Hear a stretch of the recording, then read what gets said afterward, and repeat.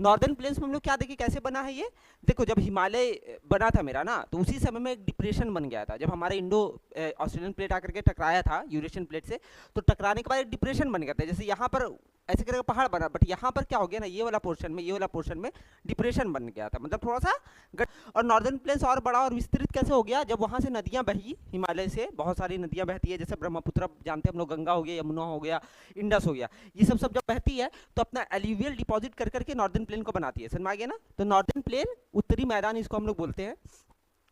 तुम लोग को बताए थे नॉर्दर्न प्लेन का क्या क्या खासियत है, कि सबसे ज्यादा डेंस पॉपुलेशन तुमको इसी बेल्ट में देखने को मिलेगा। यूपी, हरियाणा, बिहार, बंगाल सब मोटा मोटी इसी एरिया में आ जाएगा, ठीक है ना। इसके अलावा हम लोग क्या देखे थे कि भारत का सबसे उपजाऊ जमीन भी जो है वो नॉर्दर्न प्लेन्स ही है, सबसे ज्यादा थिकली क्या बोलते हैं पॉपुलेटेड है। ये सारा खासियत है आपका नॉर्दर्न प्लेन्स का, ठीक है ना। देखो ये सब कुछ photo northern plains of India का। खेती बाड़ी भी यहाँ पर बहुत अच्छे से होता है, क्योंकि यहाँ पर रिवर्स वगैरह, नदी वगैरह बहुत सारा है, इसलिए, ठीक है ना, पानी बहुत ज़्यादा मात्रा में होता है।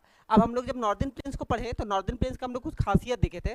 पहला खासियत हम लोग क्या देखे कि नॉर्दर्न प्लेन्स बिल्कुल, ये शिवालिक माउंटेन रेंज खत्म हो रहा है, एक सेकेंड, ये शिवालिक माउंटेन रेंज यहाँ पे खत्म हो रहा है, और शिवालिक माउंटेन रेंज जैसे ही खत्म होता है उसके नीचे, यानी कि हम लोग बोल सकते हैं नॉर्दर्न प्लेन्स के नॉर्थ में क्या है आपका, शिवालिक है, शिवालिक माउंटेन रेंज है जो हिमालय का ही पार्ट है नॉर्थ में।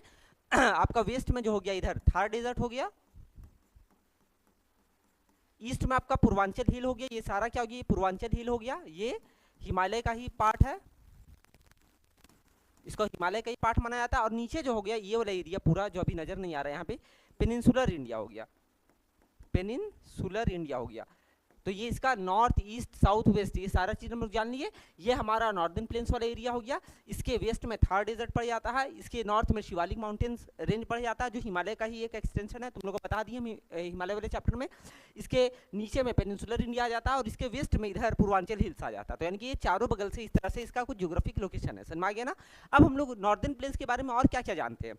हम लोग ये बात लास्ट क्लास में भी पढ़ चुके हैं कि नॉर्दर्न प्लेन्स लगभग 3200 किलोमीटर लंबा है। यहाँ से लेकर के वहाँ तक का अगर हम लोग एरिया देखें तो लगभग कितना है, 3200 किलोमीटर का लेंथ है नॉर्दर्न प्लेन्स का, ये हम लोग जानते हैं, लास्ट क्लास में पढ़े हम लोग।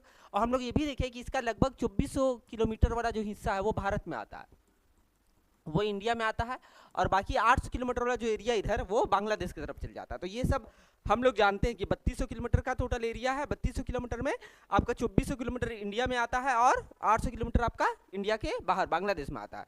ये हम लोग ऑलरेडी जानते हैं। और हम लोग क्या क्या जानते हैं नॉर्दर्न प्लेन्स के बारे में, देखो, और हम लोग ये जानते हैं कि नॉर्दर्न प्लेन्स का जो यहाँ पर चौड़ाई है, ये वाला यहाँ पर जो चौड़ाई है और जो यहाँ पर चौड़ाई है, इस दोनों में काफ़ी ज़्यादा अंतर है, इन दोनों में काफ़ी ज़्यादा अंतर है। हम लोग देखें कि यहाँ पर जो चौड़ाई है ये 500 से 600 किलोमीटर तक भी चला जाता है, 500 से लेकर के 600 किलोमीटर तक भी यहाँ पे चौड़ाई चला जाता है।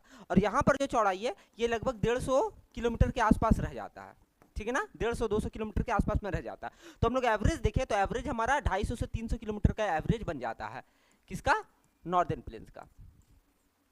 यानी कि नॉर्दर्न प्लेन्स का जो एवरेज चौड़ाई है, ब्रेथ है, वो क्या है, 250 से 300 किलोमीटर का लगभग पड़ जाता है। इधर ज़्यादा है क्या बोलते हो, वेस्ट की तरफ, और जैसे जैसे हम लोग ईस्ट की तरफ जाते हैं वैसे वैसे नॉर्दर्न प्लेन्स का जो होता है ब्रेथ होता है, चौड़ाई होता है, वो लगातार घटते जा रहा होता है, ठीक है ना। ये हम लोग जानते हैं। और क्या क्या जानते हैं हम लोग नॉर्दर्न प्लेन्स के बारे में, कि नॉर्दर्न प्लेन्स को हम लोग कुछ हिस्सों में बांटे हैं, रीजन के हिसाब से हम लोग नॉर्दर्न प्लेन्स को कुछ हिस्सों में बांटे हैं। वो हिस्सा क्या क्या है उसके बारे में हम लोग जानते हैं। देखो सबसे पहले ये वाला हिस्सा सबसे पहले ये वाला जो हिस्सा, इधर वाला जो हिस्सा है, ये हिस्सा को हम लोग राजस्थान प्लेन्स कहते हैं।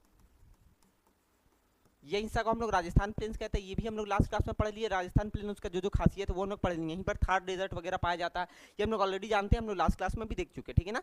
ये वाला जो एरिया हो गया ये आपका कहलाता है पंजाब हरियाणा, पंजाब हरियाणा, ये वाला एरिया होता है पंजाब हरियाणा प्लेन्स। ये भी हम लोग जानते हैं, ये भी हम लोग लास्ट क्लास में पढ़ लिए, इसका भी खासियत हम लोग अच्छे से देख चुके हैं, ठीक है ना। फिर ये वाला जो एरिया है पूरा 3 नंबर वाला, ये गंगा प्लेन कहलाता है, गंगा प्लेन्स, क्योंकि ये रिवर गंगा के वजह से ही ज़्यादातर यहाँ पे प्लेन एरिया जो यहाँ पे बना है ये गंगा की वजह से बना, तो इसको हम लोग गंगा प्लेन्स के नाम से जानते हैं, ठीक है ना।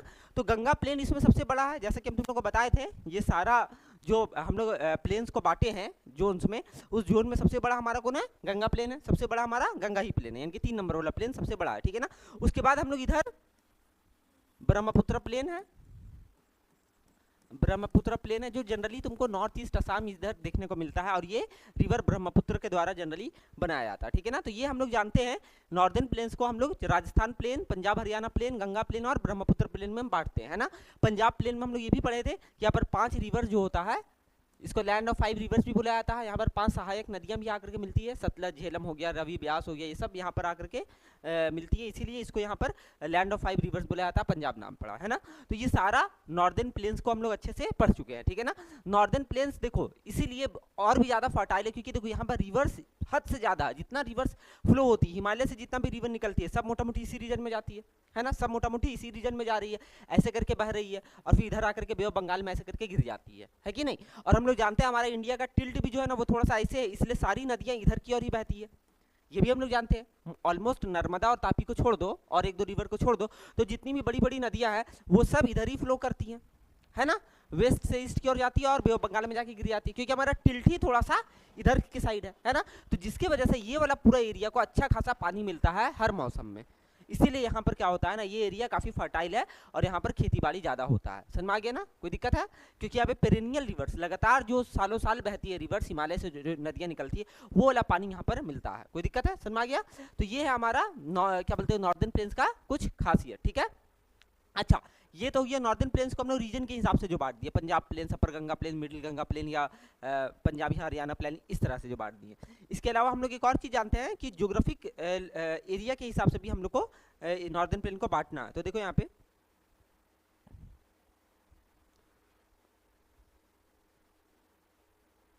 देखो ज्योग्राफिक इसमें देखा जाए तो यहाँ पर देखो यही सही है, हाँ चलो ये वाला पहले समझते हैं तब फिर अच्छे से समझ में आएगा। अब यहाँ से देखो हम लोग अगर नॉर्दर्न प्लेन्स को वो तो रीजन के वाइज बांट दिए ना, पंजाब हरियाणा ये सब के नाम से बांट दिए। अब हम लोग उसका ज्योग्राफी के हिसाब से बांटे, नॉर्दर्न प्लेन्स कैसा है, तो ज्योग्राफी के हिसाब से नॉर्दर्न प्लेन्स तुम्हारा पूरी ऐसा है, और ये सारा रीजन ऑलमोस्ट हर स्टेट में नजर आएगा। समझ में आ गया ना। अब देखो इसको हम लोग अच्छे से समझते हैं। सबसे पहले हिमालय है, यहाँ से आपका नदी निकला है ना, यहाँ से आपका नदी निकला, ठीक है ना, कोई दिक्कत है? यहाँ पे नदी निकला यहाँ से, ठीक है ना, गंगा हो गया, ब्रह्मपुत्र हो गया, यहाँ से बही, ठीक है ना। जब यहाँ से नदियाँ निकलती है, यहाँ से बहुत सारी नदियाँ निकल रही है। अब यहाँ पे क्या होता है ना, ये रीजन जस्ट शिवालिक के फुटहिल्स पर, ये आपका शिवालिक है, जस्ट शिवालिक के नीचे वाला जोन में यहाँ पर क्या होता है, ये रिवर्स एकदम चट्टान को अपने साथ लाती हैं, क्योंकि अब नदी बह रही तो रास्ते में चट्टान वगैरह टकरा रहा तो अपने साथ उसको लेकर के आएगी कि नहीं आएगी। तो जितना भी भारी लोड होता है नदी का, चट्टान वगैरह होता है, उसको नदी और आगे तक कैरी नहीं कर पाएगी। तो इसीलिए ये स्लोप में, ढलान में ही आकर के फोर्स के साथ गिर जाती है और यहीं पर अटक जाती है। समझ में आ गया ना। तो ऐसे में क्या होता है, नदी इसके नीचे से बहना स्टार्ट कर देती है, क्योंकि पानी तो इसके नीचे से बहेगी ना, है ना। तो सिर्फ चट्टान का बड़ा बड़ा हमको पत्थर नजर आता है, मतलब यहाँ पे चट्टान सिर्फ बड़ा बड़ा ऐसे करके हमको चट्टान नजर आता है। कहाँ पर? ठीक शिवालिक का फुटहिल्स के पास। कहाँ पर? शिवालिक के फुटहिल्स के पास। और नदी क्या होता है, इसके नीचे चल जाती है, इसके नीचे से बह रही होती है ना।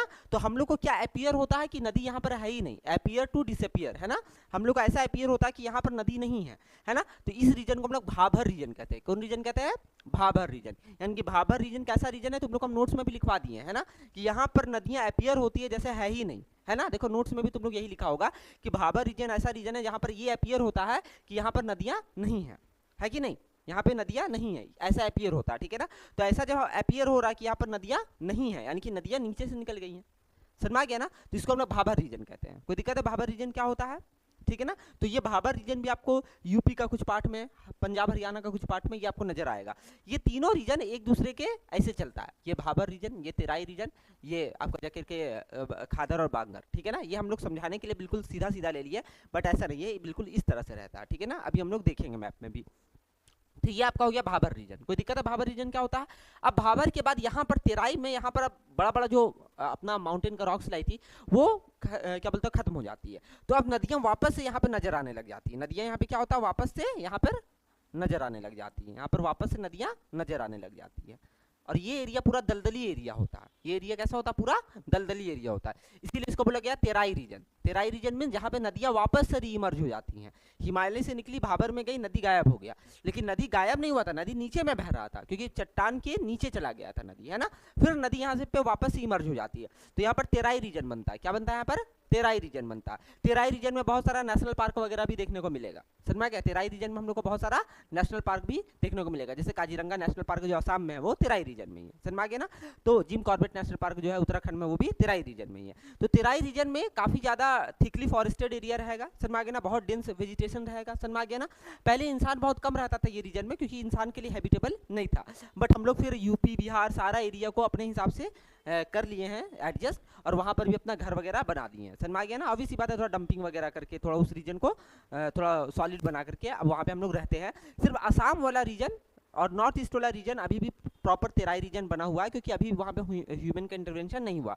बाकी पूरा नॉर्दर्न इंडिया में ह्यूमन के इंटरवेंशन की वजह से तेराई रीजन में इंसान लोग रहने लग गया। समझ में आ गया ना। तो तेराई रीजन क्या है, भाबर रीजन का जस्ट अपोजिट है। यहाँ पर एग्रीकल्चर नहीं हो सकता है, यहाँ पे चट्टान है ना ऊपर में, कैसे एग्रीकल्चर करेगा, है ना। तेराई रीजन में पूरा दलदली एरिया है ना, यहाँ पर बहुत ज़्यादा मार्शेस तुमको देखने को मिलेगा, दलदल एरिया देखने को मिलेगा, बहुत ज़्यादा वेजिटेशन देखने को मिलेगा, है ना। बहुत सारा जानवरों का घर होता है यहाँ पर, इसीलिए यहाँ पे नेशनल पार्क वगैरह भी पाया जाता है। समझ में आ गया ना। ये सारा चीज़ यहाँ पे देखने को मिलेगा, बायोडाइवर्सिटी भी यहाँ पर अच्छा खासा देखने को मिलेगा। कोई दिक्कत है। तेराई रीजन समझ में आ गया ना। भाबर और तेराई समझ में आ गया क्या होता है। अब देखते हैं हम लोग भांगर और खादर, इसको हम लोग दोनों को मिलाकर हम लोग एल्यूवियल प्लेन कहते हैं। ये दोनों को मिलाकर हम लोग क्या कहते हैं, एल्यूवियल प्लेन कहते हैं, ठीक है ना। अब एल्यूवियल प्लेन दो हिस्सा का होता है, एक होता भाबर, सॉरी एक होता भांगर और एक होता खादर, ठीक है ना। भांगर और खादर हम लोग तुमको लास्ट क्लास में भी एक बार बताए थे कि भांगर से एकदम इसको ऐसे याद रखो, भंगार है ये, भंगार मीन्स पुराना है ये, है ना, पुराना है ना। और खाद, खाद मीन्स अच्छा चीज है ना, खाद डालेंगे तो फसल होगा, तो खाद से हम लोग को नया याद रखना है। समझ गए ना। इसको भांगर ना पढ़ के भंगार पढ़ो, भंगार मीन्स हो गया ये पुराना है, अभी क्या है वो हम बताते हैं। और खादर मीन्स हो गया खाद, खाद जानते हो हम लोग डालते हैं खाद, खाद से कुछ अच्छा मतलब फर्टिलिटी बढ़ता है, तो खाद से बस नया याद रखो। तो इससे कहने का क्या मतलब हो गया, यहाँ पर जो तुमको पता है ये पूरा रीजन में एल्यूवियल सॉइल पाया जाता है। हम लोग पढ़ चुके हैं सॉइल वाला क्लास में कि जहाँ जहाँ रिवर जाती है वो सेडिमेंट्स अपना वहाँ पे बहा के ले आती है, और वो पूरा रीजन में सिर्फ एल्यूवियल सॉइल रहता है, ये हम लोग जानते हैं ऑलरेडी। और इंडिया में लगभग 43% एरिया में सिर्फ एल्यूवियल सॉइल है, ये भी हम लोग जानते हैं। और पूरा नॉर्दर्न प्लेन्स में ऑलमोस्ट एल्यूवियल सॉइल ही है। तो देखो अब एल्यूवियल सॉइल भी दो टाइप का होता है, एल्यूवियल सॉइल दो टाइप का होता है, एक होता है भांगर, एक होता है खादर। अब ये दोनों में क्या अंतर है इसको हम लोग समझते हैं। अब जैसे जब नदियां यहाँ से निकल रही है और ये नदियां यहाँ से निकली है, नदी यहाँ पे जा रही है, तो देखो नदी, इसको फ्लड प्लेन्स कहा जाता है। क्या कहा जाता है, फ्लड प्लेन्स कहा जाता है। अब समझो हम लोग क्या होता है यहाँ पर, इसको बहुत बार ऐसा होगा, देखो यहाँ पे साइड में बताते हैं, बहुत बार ऐसा होगा जैसे मान के चलो ये आपका नदी का रास्ता है, ठीक है, ये आपका नदी का रास्ता है, ठीक है ना, ये आपका नदी का रास्ता है। तो नदी कभी कभार ऐसा होगा कि फ्लड आ गया है, फ्लड आ जाएगा तो रिवर का जो एरिया होगा वो क्या होगा, बढ़ेगा। तो ये रिवर का एरिया, ये नॉर्मल इसका पोजीशन है, बट ये नॉर्मल पोजीशन में इस तरह से ना चल के नदी उस साल कुछ यूं इस तरह से चली, समझ में आ गया ना। अब फिर अगला साल वो नॉर्मल अवस्था में मान के चलो आ गई, नॉर्मल अवस्था ये है, तो अपने साथ जो सेडिमेंट था वो यहाँ पर गिरा दी, ये वाला एरिया में क्या कि वो सेडिमेंट गिरा करके चली गई, क्योंकि अगला साल क्या हो गया ना, वो नॉर्मल अवस्था में चली गई है। तो अब यहाँ पे जो महीन महीन सेडिमेंट्स आया है, ये सारा खेती के लिए बहुत ही न्यूट्रिशियस होता है, बहुत ज़्यादा न्यूट्रिएंट्स इसमें रहेगा, समझ में आ गया ना, बहुत अच्छा रहेगा।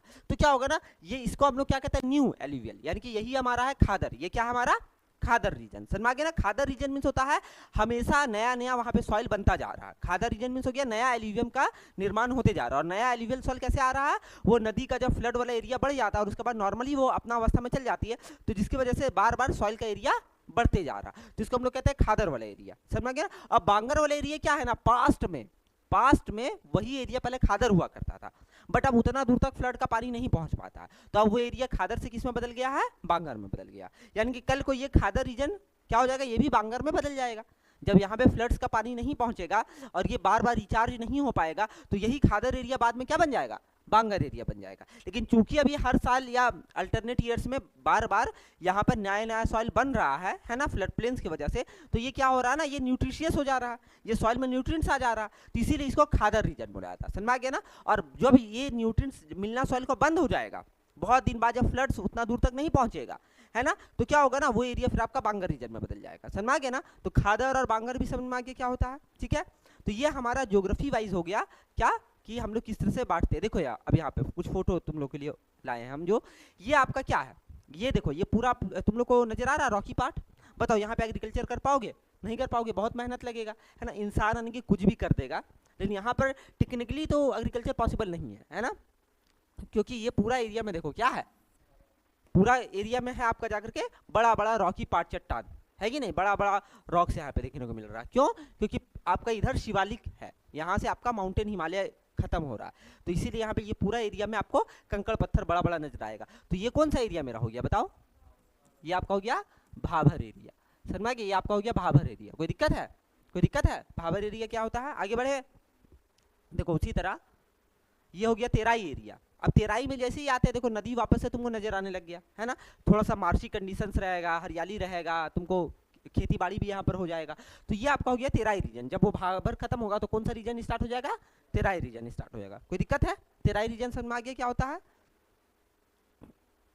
बस यही है भाबर तेराई। और तुमको बताया ना बांगर और खादर तो एलिवियल वाला होता है, तो इसको तो हम लोग क्लासिफाई कर देते हैं इस तरह से, नया और पुराना में। कोई दिक्कत है? यहाँ तक हो गया, समझ में आ गया?